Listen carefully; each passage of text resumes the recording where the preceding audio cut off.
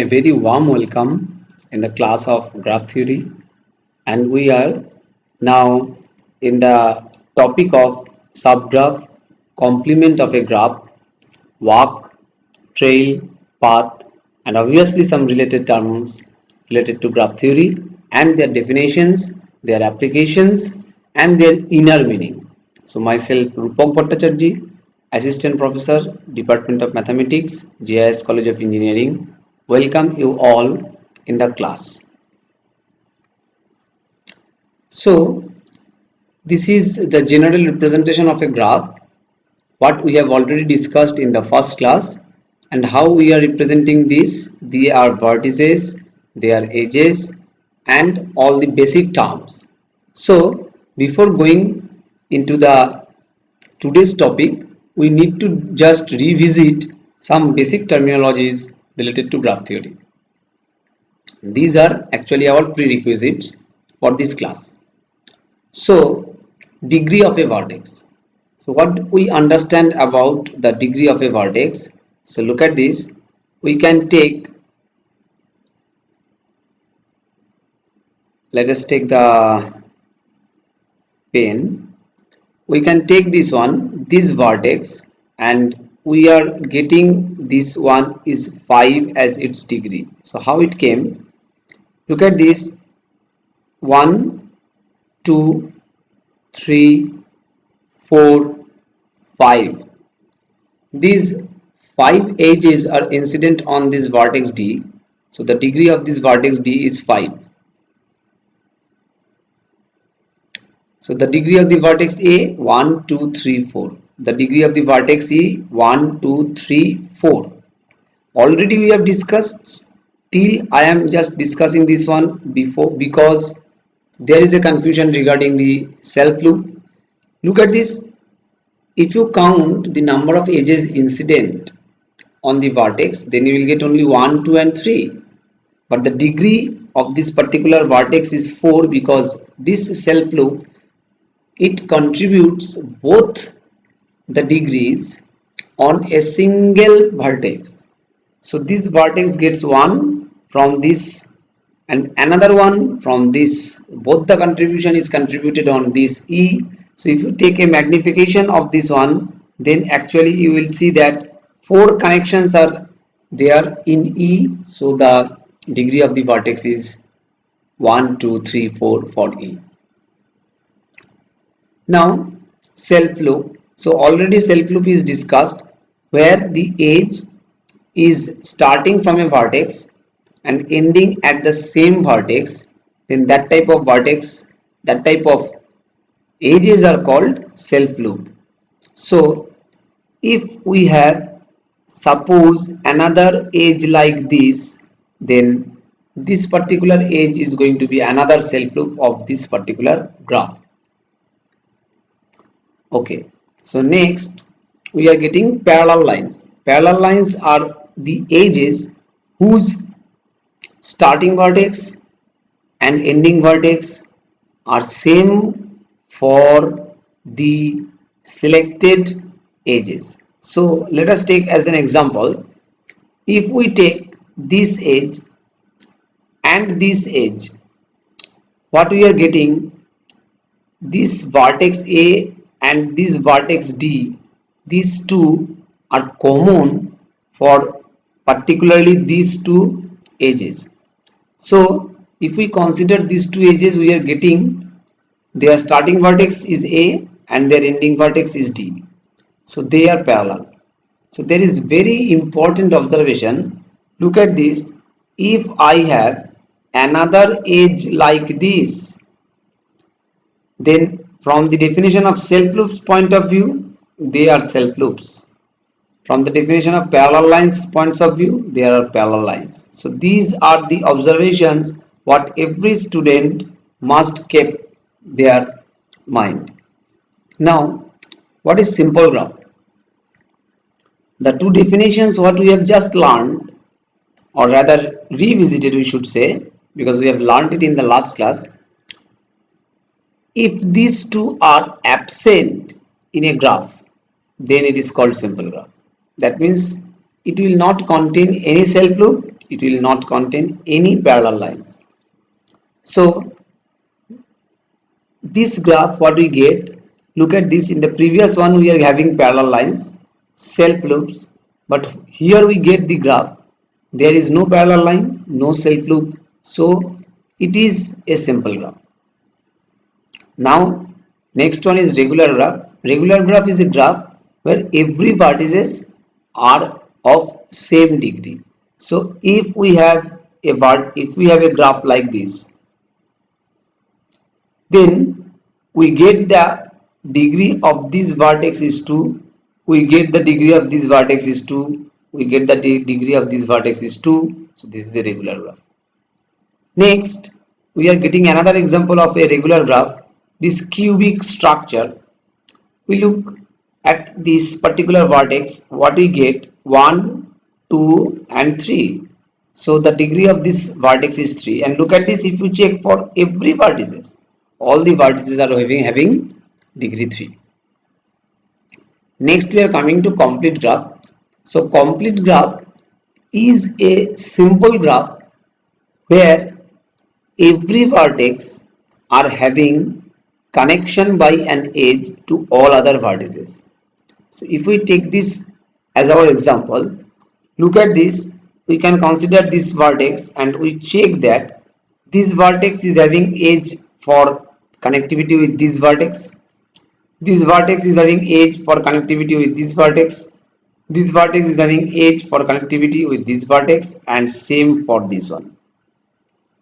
So this is called complete graph. We know that there are some more properties of complete graph and various important applications of complete graph, but this is the very basic revision of this particular topic. Now we are considering weighted graph, and we have already discussed what is weight. If a graph is having weights mentioned, then we are talking it as an weighted graph, and the weights are mentioned in the edges. Then we are coming to directed graph. This is also mentioned in the last class, but still we just have to give a very small idea on directed graph, that when we are getting the directions are present on the edges, then that graph is termed as directed graph. Now we are having one example for directed graph as well as weighted graph. If we see that there is written 9, that means the weight of this edge AD is 9. It is important to note that the weight of the edge AD is 9, not that the weight of DA is 9, because DA is non-existing here, as it is a directed graph and the direction is from A to D, not that from D to A. So if it is clear this example, then you can get the inner meaning of this 10, you can get the inner meaning of this 14 and every weights in this directed graph. Then already we have discussed some properties of graph in the form of theorem in the last class. That is something like that the total degree of a graph will be 2 into number of edges, the number of odd degree vertices in a graph is even, and etc. So these are also important to remember, because it is also going to be applied in next steps. Okay, then we are going to introduce today's topic, that is subgraph and supergraph. So we just have to go through the definition first very cautiously. Then when we are going to relate this definition with the example, then it will be crystal clear. We have already considered this graph. Now we are talking about this, that we are taking a graph G, VE. We know that V is a non-empty set, which is vertex set, and E is the edge set. Next we are taking another graph G1, where the vertex set is termed as V1 and the edge set is termed as E1.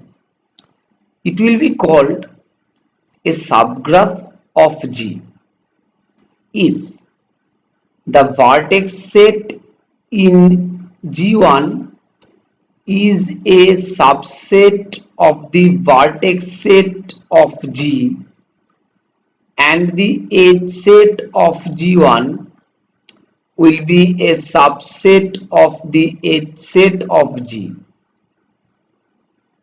and each edge of G1 has the same end vertices in G1 as in G. It means if you have the edge, suppose E5, whose end vertices are suppose V2 and V3, then this rule has to be maintained in G1 as well as in G. This is very important to maintain in the condition of subgraph. So if we look at this graph where our vertex set is A, B, C, D, E, F, and there are some edges, we are considering this particular graph where you can see that this vertex is not present here. So the vertex set here is A, C, F, D, E, which is a subset of this V. Similarly, this edge is absent, this edge is also absent. So the edge set here is also a subset of the edge set of this one. Next, most importantly, here this edge is having starting vertex and ending vertex is A and C. Similarly, the same edge, if you have the edge is suppose E1, so then it has to be E1 whose starting vertex and ending vertex will be exactly same as in the mother graph G. You can consider this one as G1. Then you can claim that this G1 is a subgraph of this G. So G is the supergraph of G1. As we have already got some idea in the set theory class that if we have A is a subset of B, and if we take this as a proper subset also, then in both the cases you can say that B is a superset of A. The same concept is applicable for subgraph and supergraph. So next important property is that every graph is its own subgraph. It is obvious to prove because what we are claiming, the vertex set and the edge set has to be a subset, and we know that every set A is a subset of itself. So if we take V1 as V and E1 as E, then V1 is a subset of V and E1 is a subset of V. So the given graph actually satisfying the same condition, and for that we can claim that every graph is its own subgraph. Now I am having two questions to you. First one is that a single vertex, if we consider, then what is the status of it? So if we consider only a single vertex, suppose D, I am taking one vertex and I am giving that is D. Will it be a subgraph? Please check. This question gives you some information. You have to check that information with the given condition of subgraph, the definition of subgraph, and if it falls into the category, if it is in line with the definition, then obviously the answer will be in positive sense, and if not, then the answer will be in negative sense. The next question, a single edge. Now look at this, a single edge, is it possible for a single edge to exist, a single edge always comes with at least one vertex. If it is self loop, something like this, or a single edge will always comes with at least two vertices like this. Either this one or this one. Any one of these two has to be there for the existence of a single edge. After that, you have to think whether you can consider this one as a subgraph of a given graph or not. Now, the next information is spanning subgraph. Spanning subgraph means if you have a subgraph, can it span the mother graph or the given original graph? If so, then it is called spanning subgraph. So what is the basic condition of spanning subgraph is that the vertex set has to be same. That means you can remove or you can eliminate some edges in the subgraph, and when you are going to span it, you can introduce that edge, but you can't introduce any vertex to a graph or to a subgraph. So look at this, we are considering this example for the first graph. Here, if we just simply connect this one, that means introduce this edge, and if we simply introduce this edge, then we can get back the graph. So the thing what we got is nothing but a spanning subgraph. But if any of the vertex is absent, suppose this subgraph, we can join this one. We can basically join, if we want to see this, we can join this one, C2D, but as well as we can also introduce again this particular self loop, but by any means we can't introduce B over here, and we can't just write that we can also get this thing. So the mother graph is generated. It is not possible because of the absence of this particular vertex. So if it has to be a spanning subgraph, the vertex set of the subgraph has to be exactly same with the vertex set of the given graph. So next, moving in the next part, what we get, another information which is called vertex disjoint graph. So this tells us two graphs are called vertex disjoint if they have no vertex in common. So if you have a graph and then you are considering two subgraphs of that graph, and if you see that in those two subgraphs there is no common vertex, then they can be termed as vertex disjoint graph. So similarly, we are going to introduce the edge disjoint graph, that is when two graphs are called the edge disjoint graph. The two graphs will be called as edge disjoint if they have no edges in common. Now, if we consider the first graph, that means this one, and now we are considering two graphs like this. My question is, are they vertex disjoint? Are they edge disjoint? Are they both? So it is your job to identify. I think and I know that you can identify it. Look at this. This subgraph and this subgraph is having one vertex common. So it is not vertex disjoint graph. But look at this. This graph, subgraph of this mother graph and this subgraph of this mother graph, both of them are not having any edge common. So they are edge disjoint graph. Now two questions are going to come. Vertex disjoint implies edge disjoint, yes or no? So if two graphs are vertex disjoint, there is no common vertex, will they be edge disjoint? So what is the meaning of vertex disjoint? Think about it. Vertex disjoint means no vertex is common. So if the vertex is not common, then there is no question of being any edge common.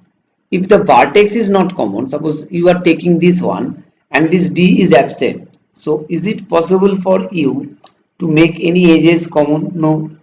So vertex disjoint always will be giving you edge disjoint. Now the reverse question, if it is edge disjoint, will that be vertex disjoint? You got the answer in the previous example.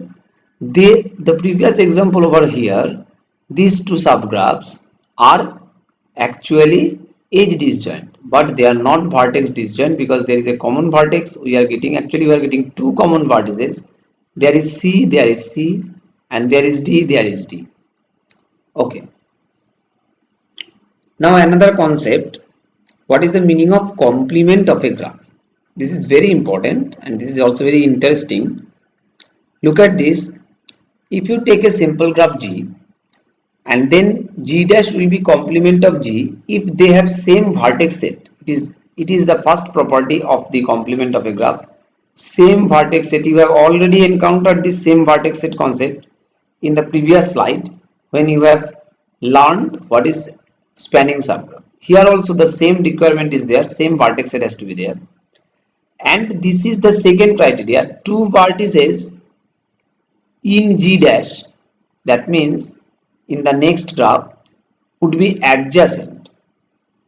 If they are not adjacent in G, this is very important. That means you have one graph G, you are generating another graph G dash. If two of the vertices are friends here, then that two vertices will not be a friend. I am defining this friendship by adjacency property. So let us take the example. We have this graph and we are taking it as G. So it is clear that A and B are adjacent. The vertex A and the vertex D are adjacent because we have one common edge over there. So as A and D are having common edge, that means they are adjacent. In the next one, this has to be removed and it is removed. A and C is adjacent, A and C are not adjacent. D and E are adjacent, D and E are not adjacent. But A and E were not adjacent over here. Look at this, there is no edge in A and E. So we have to generate the edge in A and E over here. In this way, we have generated the complement of a graph. Now the question for you, that what will be G union G dash? That means if you have taken a graph and you have generated the complement of that graph, now you are taking the union of these two, then what will be the result? So let us check the result for this example because this example is already taken in our discussion. We get this one. So look at this, A and C was there connected, it is here connected. A and D was there connected, it is here connected. A and E was not connected, it is here connected because of the complement. So in this way you are getting very important observation. This vertex A is connected to all other vertices by an edge, and this is true for all the vertices. Now you know these types of graphs are called, yes, you are correct, it is complete graph. So you are getting the complete graph for G union G dash. Now another tool I must say, we should mention what is deletion. That means if you are deleting one vertex from a graph, what is the meaning of this one? So you have this graph and you are deleting the A. Now look at this, what is happening. Your A was here, you have deleted the vertex A. Automatically all the edges incident on that particular vertex has to be deleted, it will be removed. Because if you remove this vertex, then where this edge will start is there, D is here, but this edge was ended at A, where this edge will end. Nowhere. That is why if you are actually deleting one vertex, that means all the edges incident on that vertex will be automatically deleted. Now, in the next part, we are going to define very important properties and information, I should say, regarding graph. First one is walk. What is a walk? So a finite alternating sequence, this is important, finite alternating sequence whose vertices and edges. How? That beginning and ending with vertices such that each edge you are considering each edge in between two vertices. If you are considering each edge in between two vertices in this sequence, if this is your sequence, then this edge is incident to the preceding and the following vertex. Means you can't take arbitrarily any edge between any two vertices. This edge will be considered if this edge is incident on this vertex and this vertex. Clear? Walk means just you can consider it as walking.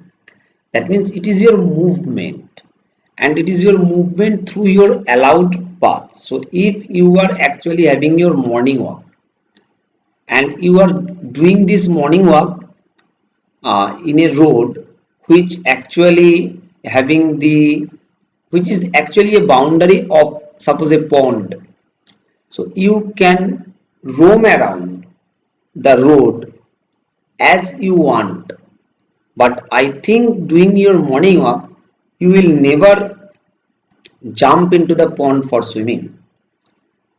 This is the simple idea of walk. If it is there, if there is an edge between two vertices, you can go from that vertex to the next vertex by that edge any number of times you want. But if there is no edge, then you can't go.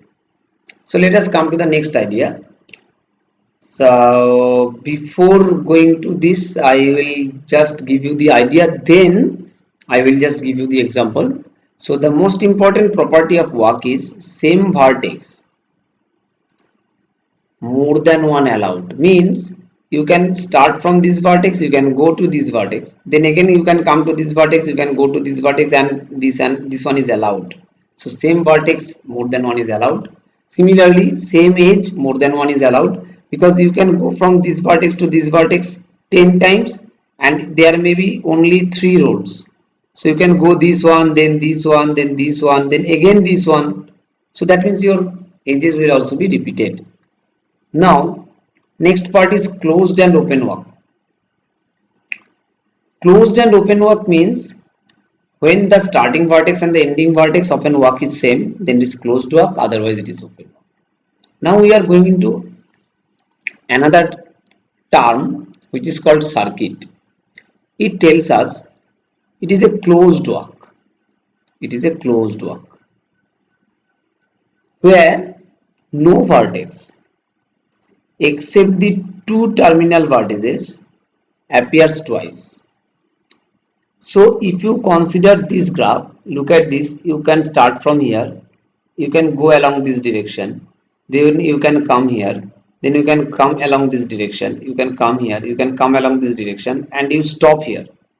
So look at this, your starting vertex and ending vertex is same, but except this no other vertices is repeated.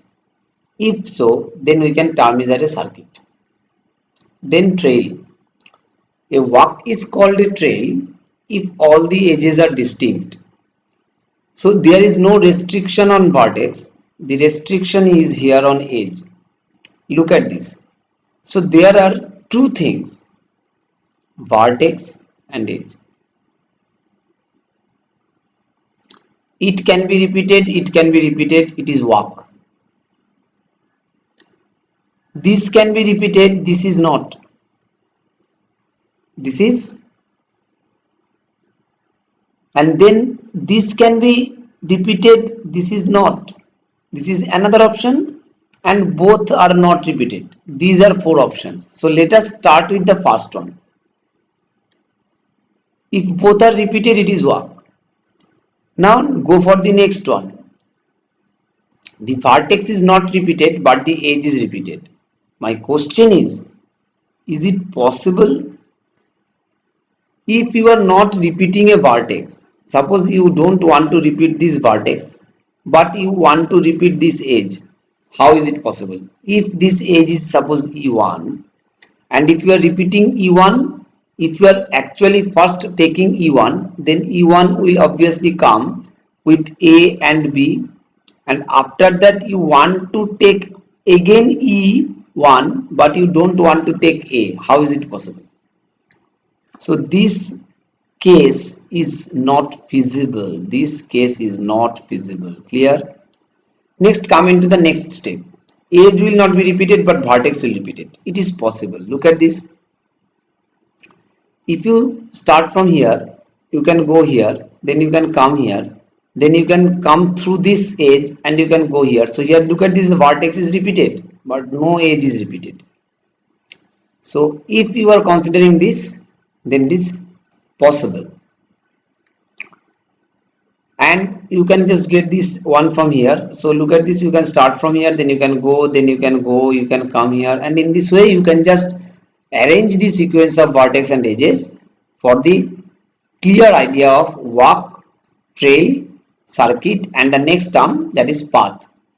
It is nothing but an open walk in which no vertex appears twice or more is called a path. That means the repetition of vertex is not allowed.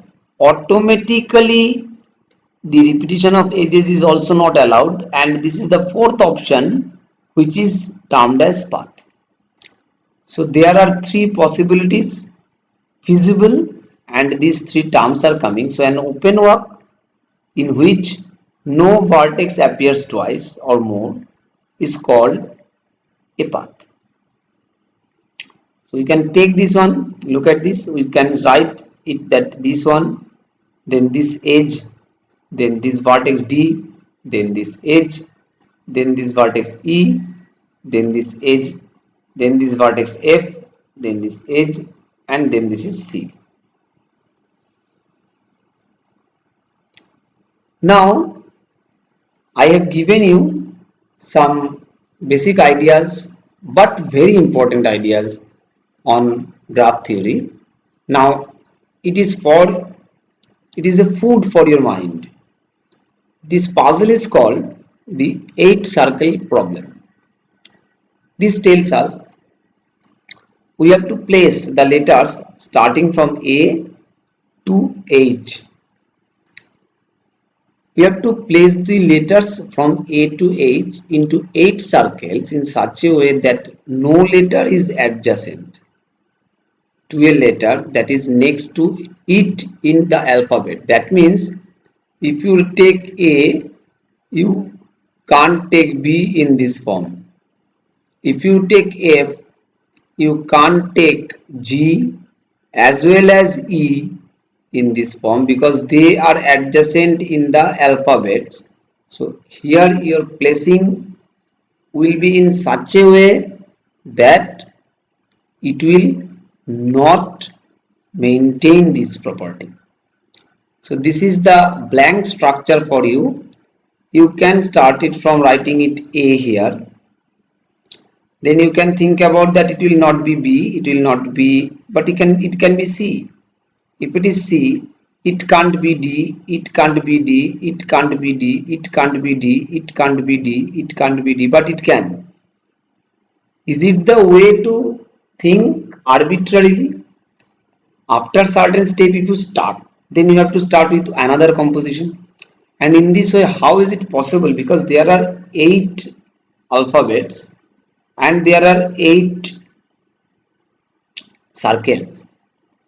So actually 40,320 ways of placing 8 letters into 8 circles are available.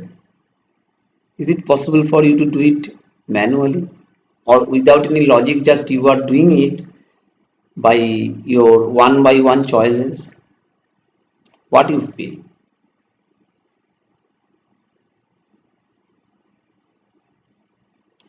But there is no need to get annoyed or get worried about it, because graph theory is there to help you to find out the result of this one.